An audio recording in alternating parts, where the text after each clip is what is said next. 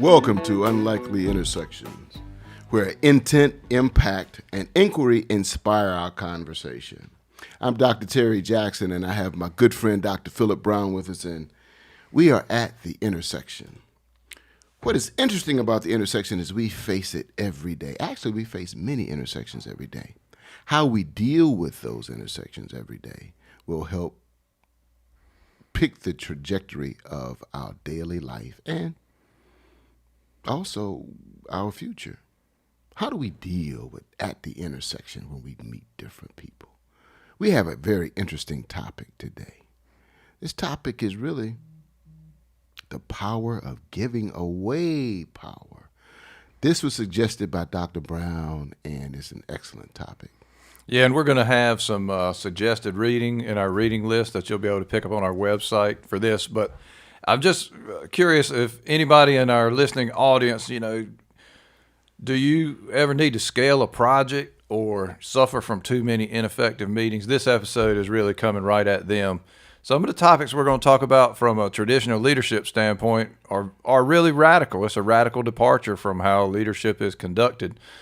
But I think it's important. It's supported by data, and I'm going to have fun with the discussion. Hope you do too. Yes, we're going to have some great fun with this, because when we talk about power, it's difficult for a lot of leaders to give up. They like to hoard power, right? And even though we always talk about empowering the people, in theory only, but in practical application, oftentimes we don't empower the people. And we don't give up our power because it gives us as individuals a sense of power and a sense of importance. And so that's why this topic is so important today.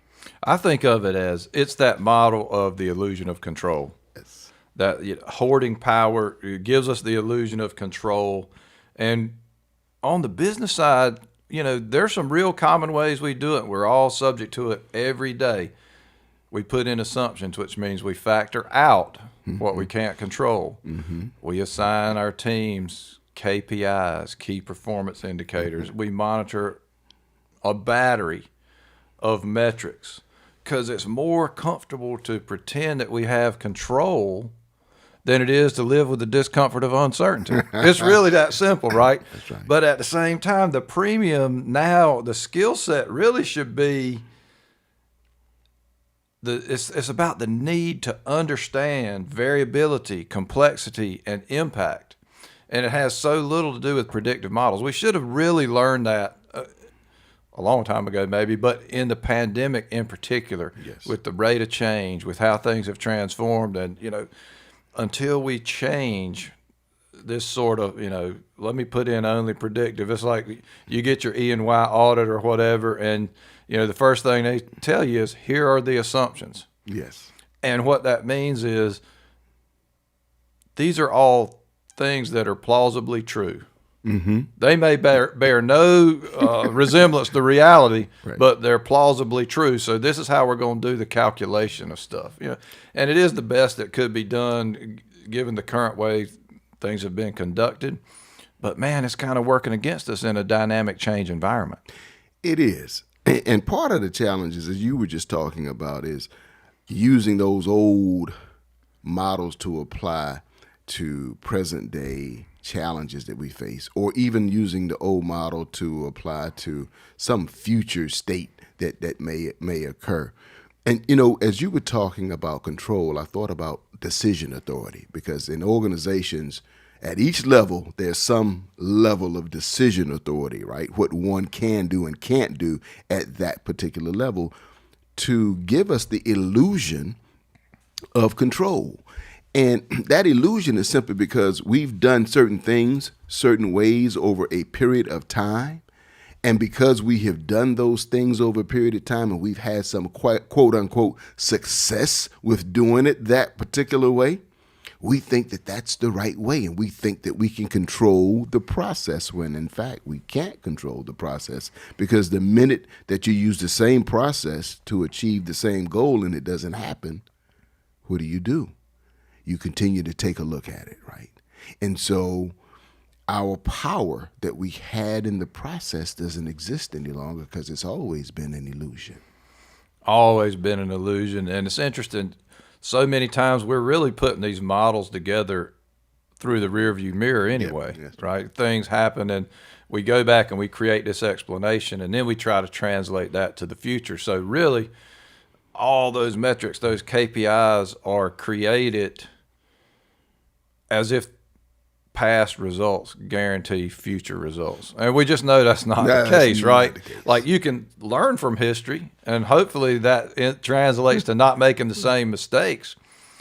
But in fact, something that was a mistake in the past could have just been ahead of its time, and it might be the exact thing you need to do to successfully navigate the future. So you got to really stay open to it. You know, in investments, when they send you the prospectus, they always say that past performance will not dictate what's going to happen in the future, right? They make sure that they say that. We don't always think that in organizations. We think that whatever our past performances has been, we're going to continue to perform that particular way because we can control the outcome. And our great friend, Dr. Rao, always says, look, we've never had control. You never will have control. You've never been in control. Only thing you can do is, as we discussed in our last episode, is trust the process. That's right. And it's a matter of really a deep understanding of the difference between leadership and management, right? That's right. I mean, management is all about trying to control, trying to have repeatable processes, which is an important component a lot of times, right? But you also have to have intervals to confirm that you're actually doing the right thing, not necessarily doing the things right. That's right. And that's that key difference we try to tease out a lot of time between management and leadership. That's right. And in this particular topic, we're talking about leadership giving up their power, right? That's a novel idea that we often talk about.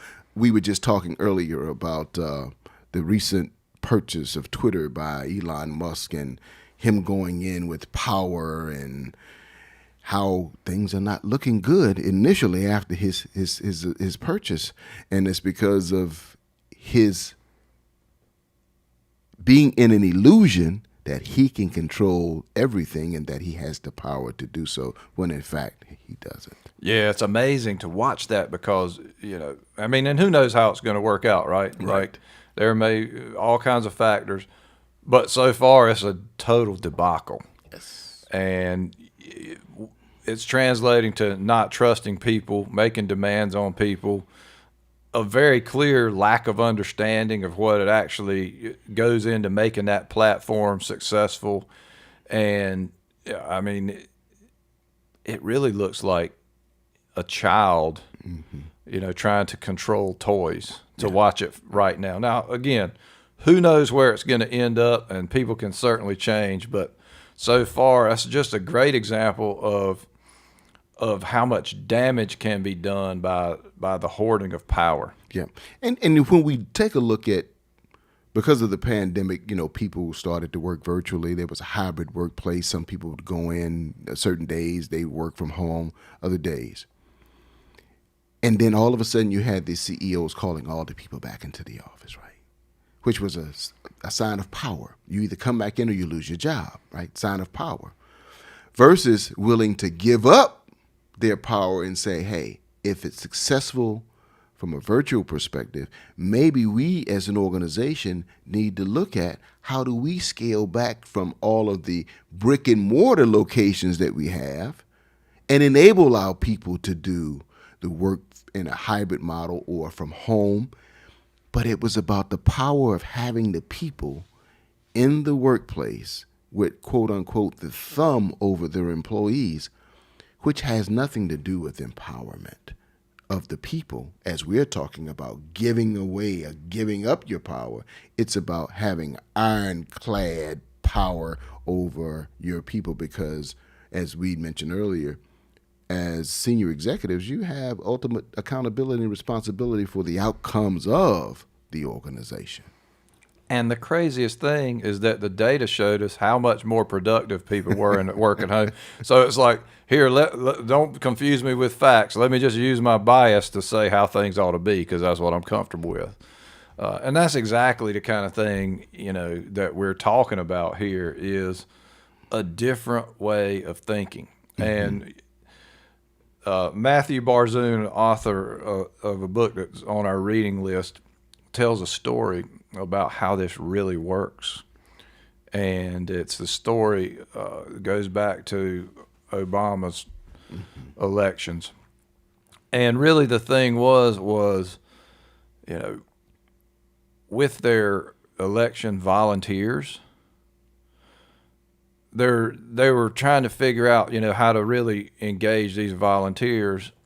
And it came down to a decision of whether or not to give them the information about the voter rolls.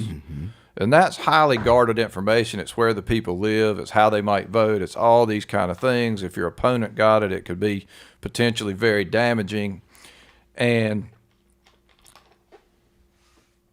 the team was recommending that they make that information available to volunteers. And the establishment was like, oh, no, too risky, too risky. But long story short, ultimately they did make that available. And they really found out how much better it made things, right? Like, because these volunteers were showing up in droves all the way to Election Day when, I didn't know this, I learned it in a book, there's a thing called the flake rate. And basically what that is you look at the number of volunteers that said they were coming, and you take that as a percentage, and whatever percentage didn't show up, that's the flake rate. That's the flake rate, okay. And so it'd be terrible if your flake rate was 80. It'd be great if it was 30. But for Obama, when they asked about the flake rate, because they had empowered all these volunteers to do stuff, and they're like, we don't know how to do the calculation. The flake rate is minus 50%. So for every 10 volunteers that said they were coming to work for Obama, 15 showed up because they'd been empowered with the right information. They were engaged in the team. They felt like they were part of something that was purpose-driven, that was bigger than they were, and their ideas were valued. And that's exactly the concept that we're talking about in today's episode of how you effectively share power. And it has huge themes for inclusion as well. Yes. That's interesting because I was reflecting on or thinking about how do we use that model in a for-profit organization? Because there's so many political games that are being played, right? And there's so many people jockeying for position, trying to get into the C-suite, trying to get a promotion to become a manager or a leader. There's so many games and so much ego in those. Well, I guess they exist in nonprofit organizations as well, but in those for-profit organizations that's a complete culture change, right? That's a rewiring of the brain, basically, for people to say, hey, I have to be able to give up this, because we're taught differently as it relates to power and information and knowledge and how to use it to your benefit. But based upon the book, it was, how do we use it for the greater good of everybody? We're going to trust everybody with this information. And given the flake rate, it proved that it was extremely effective to empower the people with all of this information and to trust the people. And I think it's Steve Jobs that say you hire someone and you let them do their job. You don't micromanage them. Right? That's right. Yeah, we don't hire smart people to tell them what to do. We hire them so they'll tell us That's what right. to do. Yeah, absolutely. And that's that leap of faith, right? Because what we tend to see, and it's almost how we opened up, we trap ourselves behind these metrics and key performance indicators. A lot of those are designed around executive compensation. And so, candidly, those are going to be relatively non-aspirational goals, right? Because somebody's compensation is tied to it. So I don't care how rigorous the process is for the board review or upper level reviews for anything, those goals are going to be set at, for the most part, at levels that people know can be achieved. So when you talk about trying to do something transformational, you have set a model in place that's going to fight that because that's how people are compensated.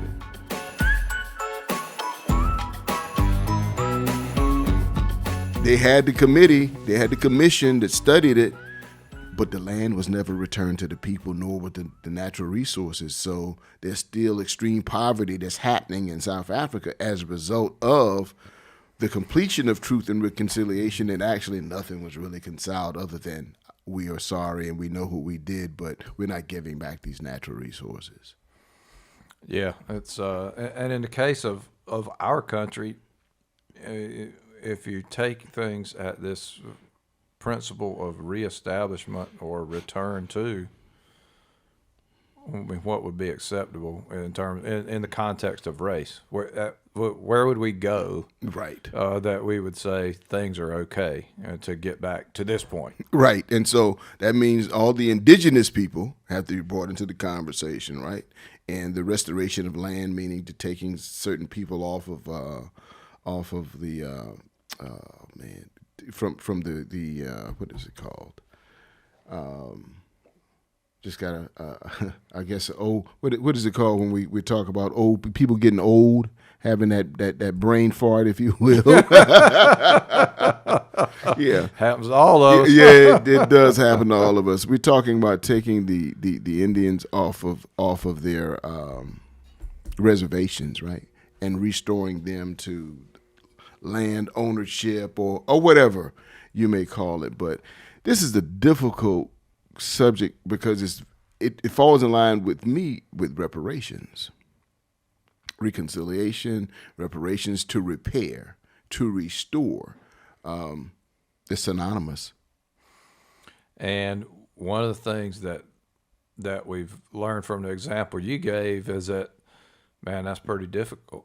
Yes. When and it's much easier to get part of it, right? You'd like to think that a lot of what happened in South Africa, they did get to some fundamental truths. They did make declarations of what had been and that it was felt to be wrong and that a different future needed to exist. But how close did they get to what that future was supposed to be?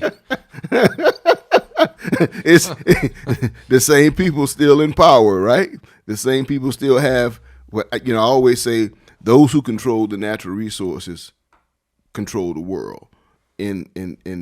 From this perspective, those who control the natural resources in South Africa control South Africa, whether they're in a governmental position or not, right? Most of the most powerful people in the world, they're not interested in the politics of it all, right? Because they can influence both sides. So if I still own the land, if I still own the natural resources, if I still own the riches, I'm willing to apologize if I don't have to give it up. But when I have to give it up, that's the issue. So how do we reconcile? Is it just enough to reconcile to say we were wrong, but yet we don't make it better for the future? Is an apology enough? What has to happen? And we know if we start talking about people giving up resources, most time that's a cause of war. And what happens to the path forward, right? Mm-hmm. So one of the fundamental concepts to the principle of reconciliation of any kind has to do with establishing that path forward. Right. So in the absence of different opportunities, payback, if you will, what potential is there for reconciliation? We talk about forgiving but not forgetting, right? And so when you're reconciling, you're being asked to forgive because there's been an acknowledgement. You still won't forget because of what happened, because what happened has created the present.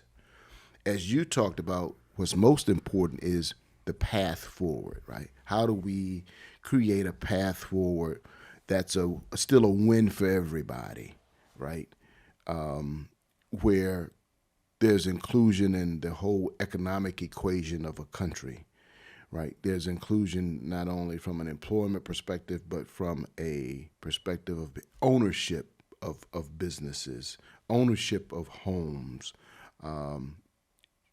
being able to get banking loans where the interest rates are reasonable and not exploitative, right? And so all of that comes into play. And it's a difficult path to create because someone is being asked to give up something to probably to some people they don't think that's deserving of. And so for me, when I think about reconciliation, it's really not from a resource perspective, but from a human perspective. How do we reconcile in such a way that we recognize everybody as being human? You know, I think Dr. Gloyd, Eddie Gloyd out of Princeton University wrote a book, and he talked about the value gap, right? And it's difficult to reconcile anything where you think that you have more value than someone else. And so we have to first reconcile to bring about equality amongst human beings where one human sees another human as equally of value and not someone that's a burden to them. Because you often hear people say, I pay, you know, I don't want to have to pay my taxes for them. I'm paying taxes for me. So. What kind of gets at the concept of one of the pitfalls that you hear a lot is that racial reconciliation ultimately serves the dominant culture. Mm-hmm. Now, you kind of see that in South Africa. You talked about it earlier. You know, it basically is a get out of jail free card in a sense, right? Because mm-hmm. it gets the opportunity to say it was wrong, and you get to the place of, you know, we're fellow humans, let's move on forward together. And then that's the end of it. Yeah. And so we haven't done anything to make it right. So one of the things that you hear about in the religious context is the involvement of repentance, mm-hmm. right? Which mm-hmm. means, you know, not only is it the acknowledgement of wrong, but it's the commitment mm-hmm. to a path forward mm-hmm. that makes that right. Yeah. You know, I mean, you know, we can't, we're unable to undo history. Mm-hmm. At this point in time, we're relatively unable to mm-hmm. even have a true accounting of history, and we see that all over the place. We mm-hmm. certainly are seeing it in our local education system mm-hmm. and our local school board, this unwillingness to acknowledge the realities of a lot of things that happened in our community, really, mm-hmm. you know, going back pre-1898 Wilmington, but even 1898 Wilmington, mm-hmm. Education around that. Mm-hmm. And so when we think about the process of reconciliation, it almost seems like a hill too high because we are struggling to even get to the truth of what happened and an open mm-hmm. acknowledgement. You know, we've done some things, mm-hmm. but it's not in the fabric of people's learning going forward, mm-hmm. right? It's not like we see in some other countries like Germany where they have, you know, all these Holocaust memorials mm-hmm. and so there's no way to forget what happened mm-hmm. there. Mm-hmm. But we seem to try really hard to forget what history was here. Yeah, that's the challenge. Instead of embracing, discussing, and creating solutions, what we choose to do as a country is simply, let's forget about it. That was a long time ago, right? Let's live for right now. Not understanding that what happened a long time ago has an impact on a lot of lives today. You know, when I first came in this morning, I was telling you that a couple of friends sent me one an article and the other one was a YouTube piece, and they were about the desecration of two African American graveyards. What happened in one in Florida was all of a sudden this land, because of the development, seemed to become pretty valuable, and so developers wanted to build on it. And so instead of talking about moving the graveyard, what they decided to do was build on top of it. And they had to know that it was a graveyard. So they built on top of it. And so now all of a sudden these bones are showing up and they're testing the bones and they're finding out that this was a graveyard and these were the people who were buried there. And you have the developers in the community, and then you have those African Americans, and now they're talking about, what do we do? How do we resolve this? How do we work together to make it, benefit for all? And so you got a group of African Americans, they tear down the school, tear down the building because you desecrated this particular graveyard. And this is history. This is history we'll never get back. And you got the other people saying, well, progress says that we continue to build. And, maybe we pay you some money, or we build some monuments to those who died and who were buried there, right? So there's a lot of emotion attached to all of it, right? From a business end, from a profit perspective, growth perspective. And then you have those who are talking about their history and how it's been desecrated. And so the emotions often prevent logical conversation from happening, finding ways to move forward that benefit both the developers as well as those whose family members were buried there. We don't want to get to solutions, right? We just want people to simply, let's brush it under the rug. They're dead, right? And so let's keep moving on. That was years ago. And that's just not how we handle things, are supposed to handle things. We're supposed to be better than that as a country, because we always hear the phrase, well, that's not who we are. Yes, it is, because you did it. The evidence is clearly there. So that's who you are. And so let's at least acknowledge that and then try to find solutions versus forget all about it. That's the easy way out. I've heard that too often. Forget all about it. No, let's work toward a win that's going to be beneficial for everybody. Well, that gets us back to one of our previous episodes, fact-based conversation, Yeah. right? Like, well, here's the facts of what has happened Right. historically. And if memory serves, I believe recently in just over our county border in Pender County, I think they had a major disruption during development of some grave sites. And I don't know how that ultimately got reconciled or if it is. But again, it's that pattern. It's that pattern that we see.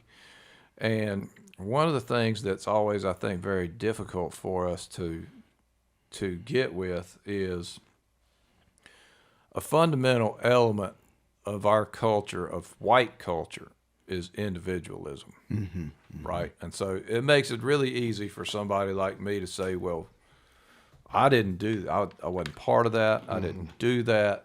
I'm not on the hook for that. I'm not personally biased. I'm a good guy. It's a pretty slippery slope to where all that goes. It allows us to negate the presence of all these systemic factors that have existed for a long time that really do create an unlevel playing field, right? And so as long as we totally are willing and eager to put things in the context of an individual, then disadvantaging groups is going to be okay in terms of what really happens, right? We can give it lip service that says, no, of course we wouldn't do that. But at the end of the day, when you look at what's happening, especially on an opportunity basis, we're not very different than we always historically have been in terms of who's disadvantaged, who's not, what rules we play by, how we, basically put the world together. Right. And that's why I go back to reconciliation, meaning the reconciliation of what it means to be human. to understand that you have to see me as a human being. I see you as a human being. And when we see each other as human beings, then we work for the benefit of us as human beings versus the hue of our skin. From an African American perspective and African American origin, we believe in collectivism. We've always kind of had to kind of work together to persevere in what we do. So that we've learned a lot of individualism, but as a whole, it is being a collective. And so, with that, we have to understand that to create solutions, there has to be the collective conversation, right? The inclusive, all inclusive conversation with everybody. But there has to be a willingness to do so. And then not just the conversation, because there's so many conversations around a lot of things, right? There has to be action, man. There has to be timelines. There have to be resources that are dedicated toward. It's like a lot of diversity, equity, inclusion initiatives today. There are lots of conversation around it, but when you look at budgets, oftentimes the resources to make DE&I happen are not there. So it's a person or a group of people who are trying to go through an organization and implement something without having any resources, which means it's going to fail. And reconciliation, we've had a lot of conversations, even here at the 1898, the building of the 1898 monument, right? Which there was controversy around that because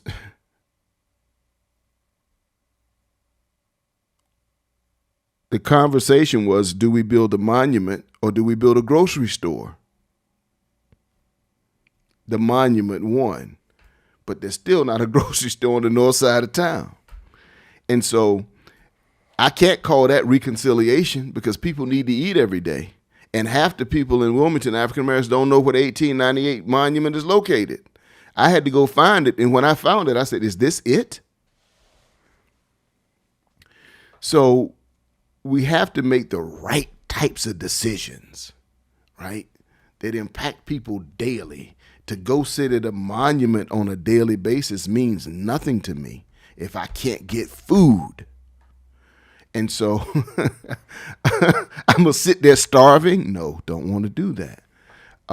So we have to have the right conversations, the right voices included with an action plan that we can execute against when we talk about reconciliation, because it's about bringing something back to an even state, even though the state was never even.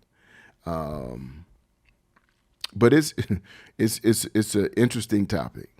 Well, when you talk about impact, that always has to have a time limit on it if you really intend to be effective, right? Because it's the basic premise of a SMART goal, right? It's specific, it's measurable, it's all, and it's time limited. And so until we really begin to do that, it's going to be difficult to get anywhere. And this whole theme of individualism versus collective versus systemic, however you want to contextualize it,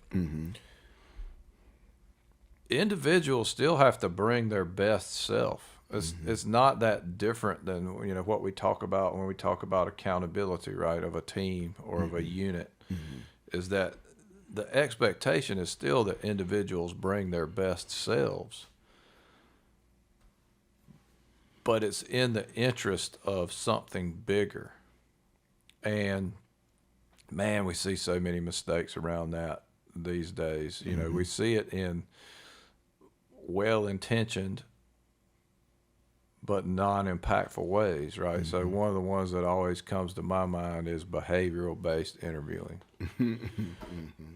And if we're not extremely careful about that entire process, including how we source candidates and things, basically we just recreate more of the same people, right? Because our core tendency is to seek safety. It goes way back, right? Seeking safety. We seek safety in groups. Those groups tend to look like us. Mm-hmm. And what's happened is that the utility of that approach has basically run its course. But we can't seem to adapt to a better way of thinking. And we see it. I think the greatest connection that I always like to highlight is life expectancy. Mm-hmm. And as we've seen pre-COVID, for the first time in history, we see a decrease in life expectancy. And that driven largely by middle-aged white males and diseases of despair. It became a different dialogue then. But what that illustrates to me is our interdependence.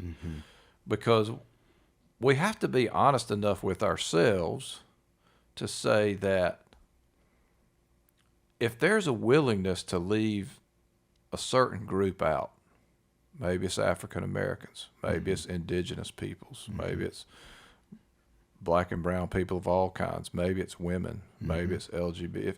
But if our system is willing to leave out any one of these groups, and we're going to group people that are different than ourselves, that's our tendency. It's just a tiny step away from leaving me out. And we have to understand, at some level, we have to embrace the truth in that, right? Because otherwise, our progress is capped until we can begin to take advantage of the richness of diversity. We're stuck right where we are, whether we're talking about life expectancy or innovation or team success of any kind. We really have applied our own glass ceiling by being exclusionary and leaving groups behind. See, for me, that's the question. For me, the question is, why is it that the people who exclude everyone, let me back up. What is it about the people who exclude everyone that enables them to be so exclusive? It's about what their weakness is as to why they're doing the excluding, not necessarily a strength. There's a fear in my mind as to why I have to exclude everything that doesn't look like me or doesn't think like me from the equation. There's a fear that maybe I don't excel. There's a fear of maybe I can't grab the power that I need to grab, the resources. So I actually like to put it back on those people who do the excluding, to ask them, why is it that you have to exclude everything that doesn't look like you? To me, that's a question that has to be asked and answered. And what's also interesting to me is around reconciliation, when you go through when you Google it, everything comes up religion. And I'm thinking, okay. Isn't that amazing? Everything comes up religion around reconciliation. I'm saying, so if you have this religious view of reconciliation, why is it that you can't do right by those who need the reconciliation, that you should be reconciling with? Because it's supposed to be a godly act, right? And if it is a godly act, then there's so many groups of people who needs to be reconciled with in order to make us a godly country or a godly world. So that's the question I have to ask about it. Yeah, it's so fascinating because, I consider myself a person of deep faith, but I have some real reservations with religion. Right. It's been weaponized. It's been weaponized for discrimination for a long, long time, and it's very interesting that the whole reconciliation movement got such powerful traction in that space. And yeah, I think that really started in the 90s. It's 2022. So we haven't seen a lot of progress, right? The impact has not been great. It's confined to dialogue, again, which doesn't, talk is important. It's also pretty cheap, unbacked up by action. And so how do we, again, it's moving things into an actionable space, right? And you hit it. I mean, there's a lot of fear, it takes us to imposter syndrome. It takes us to just fear of not being good enough, I think. And we know that power always guards the fear. And the power structure in this country has been set for its entire history. And so that power guards that fear. And we have persistence of the status quo. But it's to our own detriment. It's not enabling us to look at things. And we see it play out, right? We see it play out at things like school boards and the whole parents' right movement, which is, for the most part, as best I can tell, is fairly thinly veiled attempt that says, in summary, I want to be in control of what my kids learn. What a recipe for disaster, right? Because I mean, education is a specialty in and of itself, right? It'd be like saying, I'm going to do surgery on my kids because I know what they need. Right? How many people would say that? Right. I mean, not many, a few maybe, but it's this, let's not expand based on available knowledge. Let's not adapt our systems. And on the one hand, we talk about how we got this mental health crisis, especially in the youth, and COVID made it worse. And on the other hand, we got a vocal minority of parents saying we want to control what our kids learn, and it needs to be the 3 R's. And and it's like those two things. You talk about reconciliation. How do you reconcile those things? That's a great question, right? I want to control what my kids learn, and I don't want them to learn truth, right? I don't want them to learn what actually happened. We're gonna recreate this history, and we're gonna control the books that they read, because those books might make them feel bad. Isn't that amazing? I mean, so you've got this long history of controlling that narrative, right? Daughters of Confederacy, everything, all the school textbooks, and you've controlled that narrative for decades upon decades.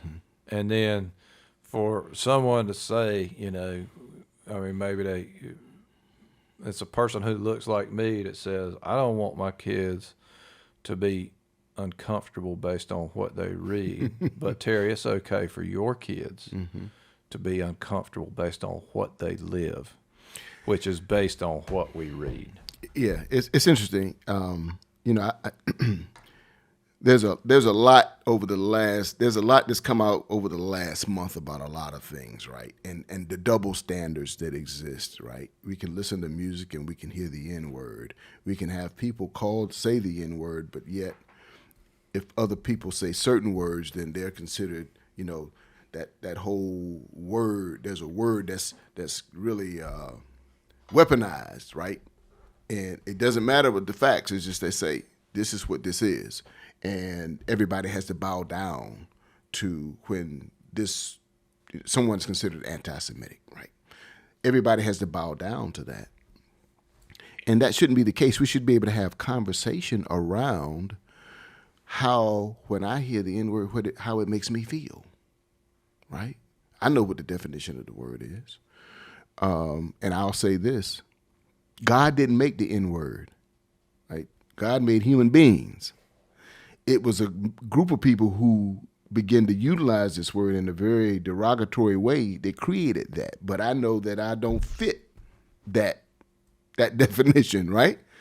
But it's been derogatory the entire time. Now some people will say, well, people are using it in music and people are using this and people walk around every day. Yeah, it's kind of a term of endearment for some people. I don't see it that way. I see it a totally different way from a elder's perspective, meaning I see it from a word of degrading people. That's how I see it. But again, the Creator didn't create that. That was created by man for a particular reason to make someone feel inferior, subservient, right? I understand that. But that conversation needs to be had around all groups of people because it shouldn't be that certain people can use it in music or entertainment and it's okay. But if there's a thought against another group of people, then all of a sudden, these people got to pay.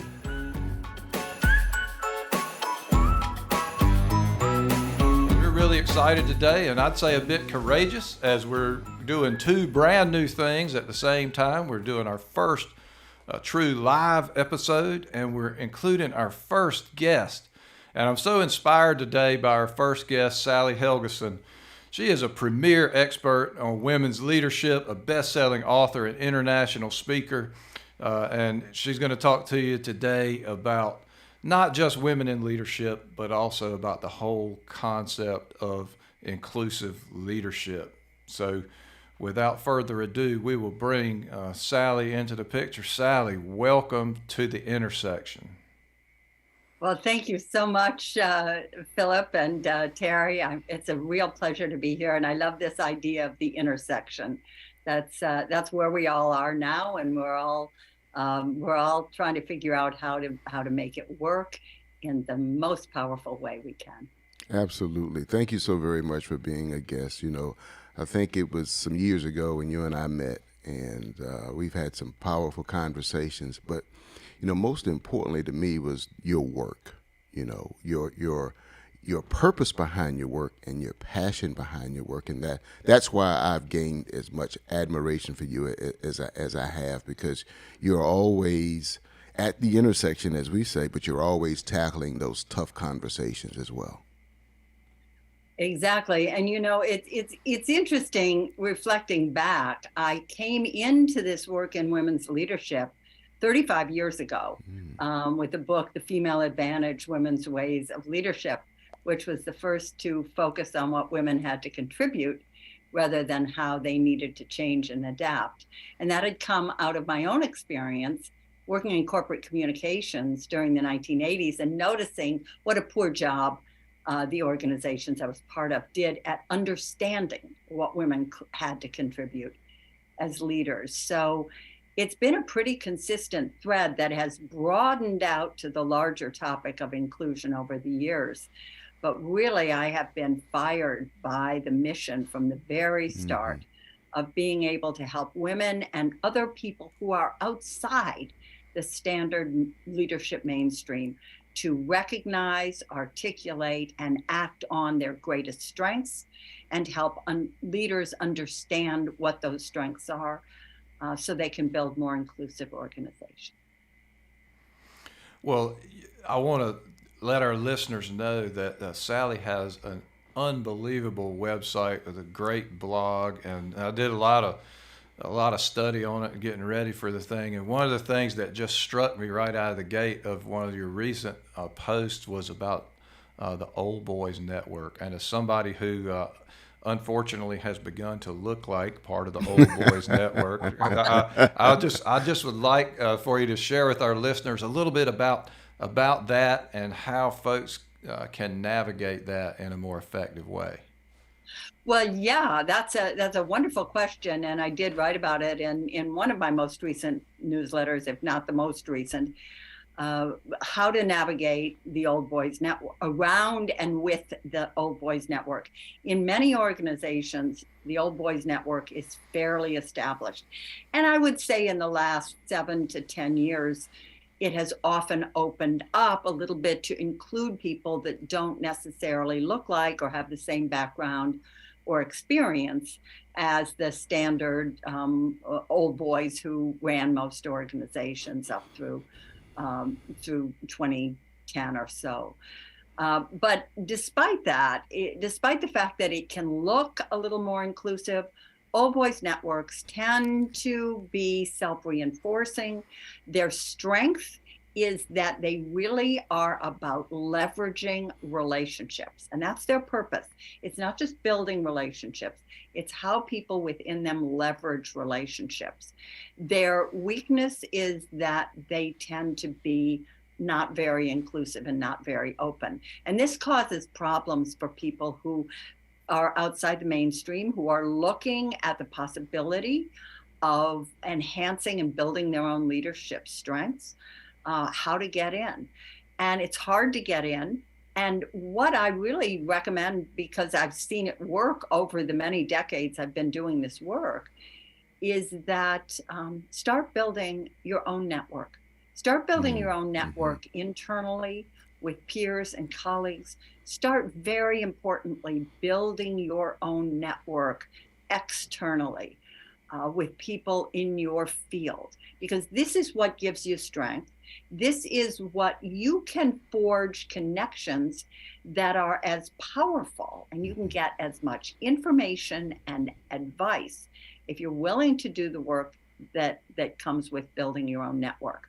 So that's really where we want to put our energy, not complaining about the old boys network. Okay, it exists. It's an issue.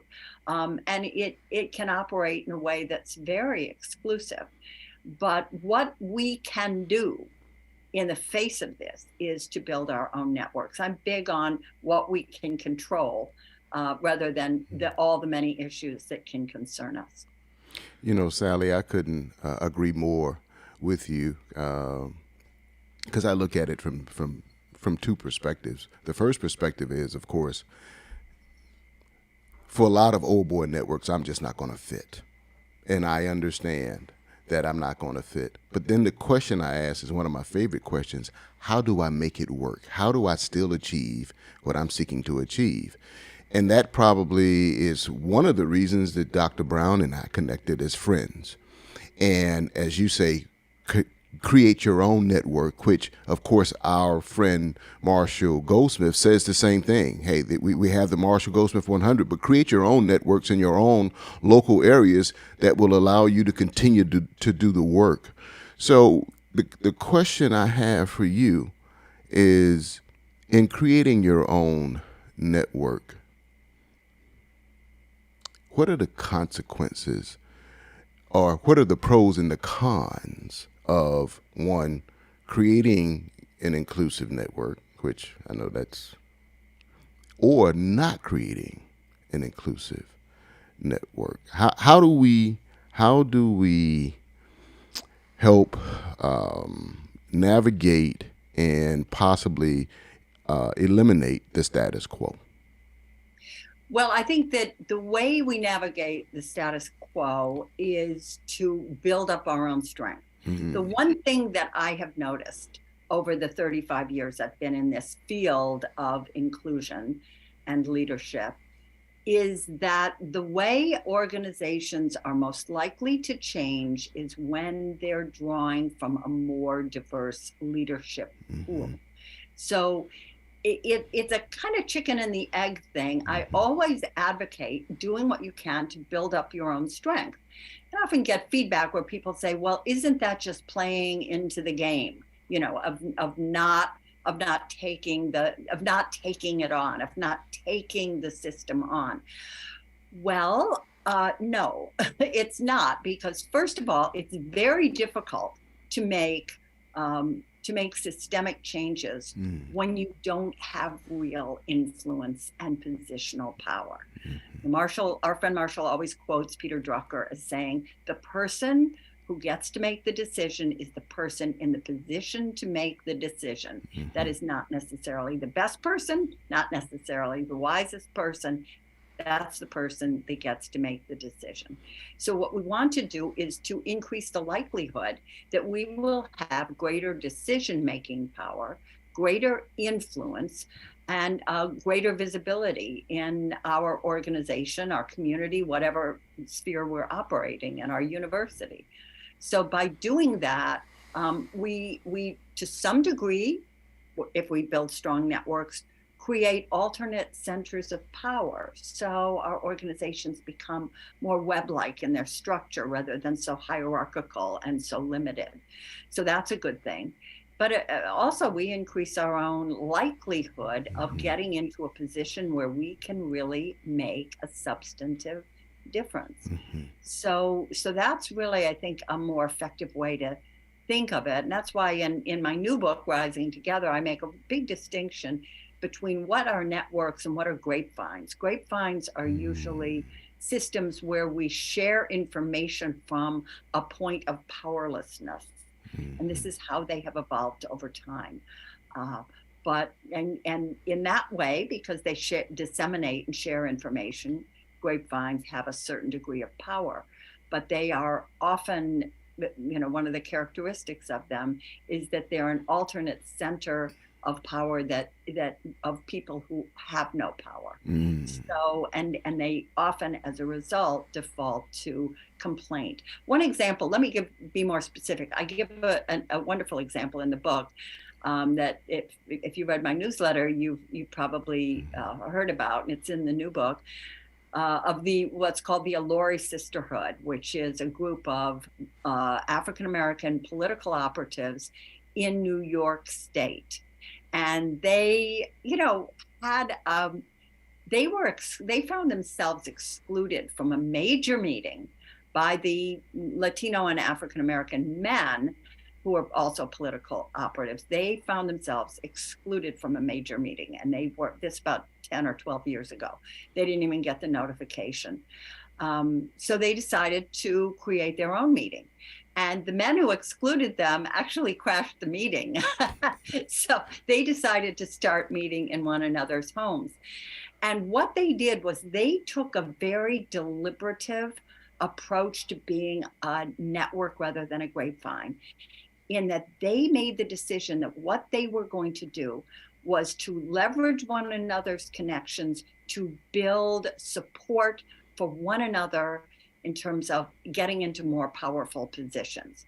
Share relationships, share connections, share information. Oh, here's a job. I'm going to recommend you for this. Our whole group is going to stand behind you and help you prep for your interview for that. And the result has been that the network, the Alori Sisterhood, is still together after 12 years.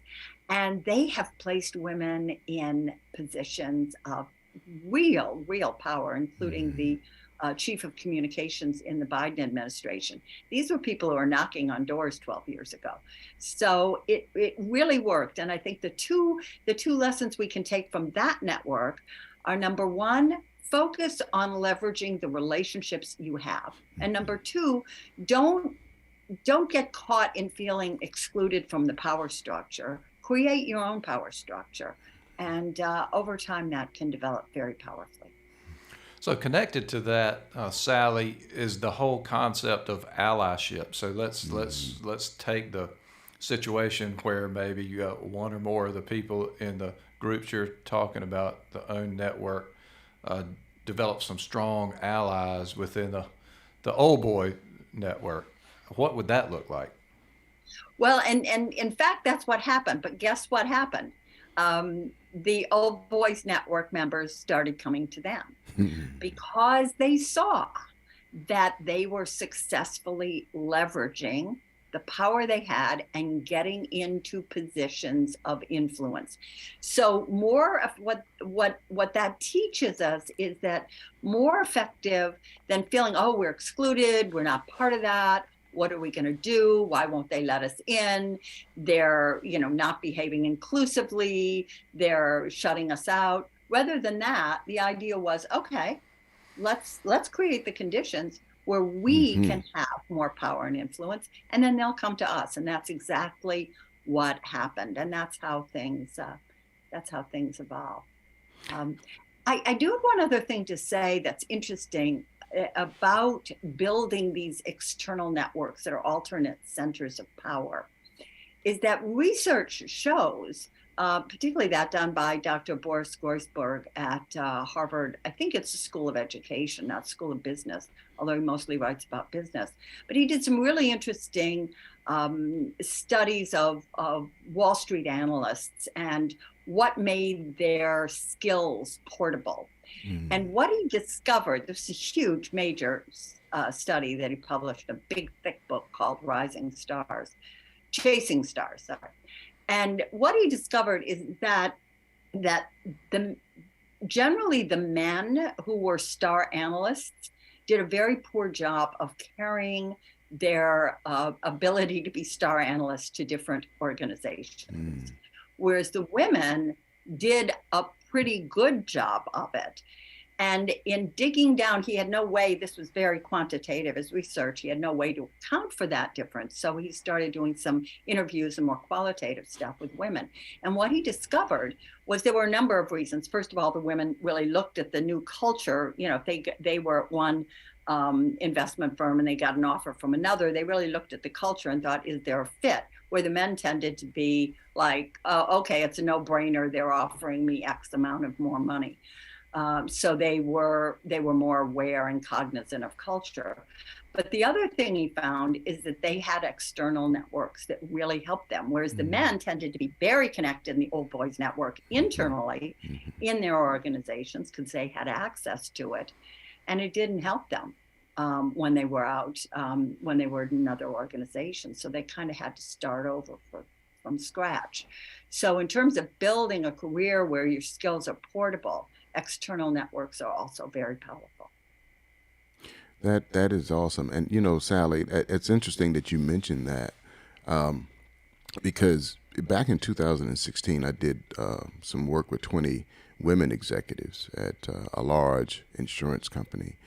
And what I found in my research and as I prepared was that women over the age of 40, compared to their men counterparts, were much better leaders from a EQ perspective, simply because some were mothers, and that whole nurturing aspect that came into not only nurturing children at home, but nurturing their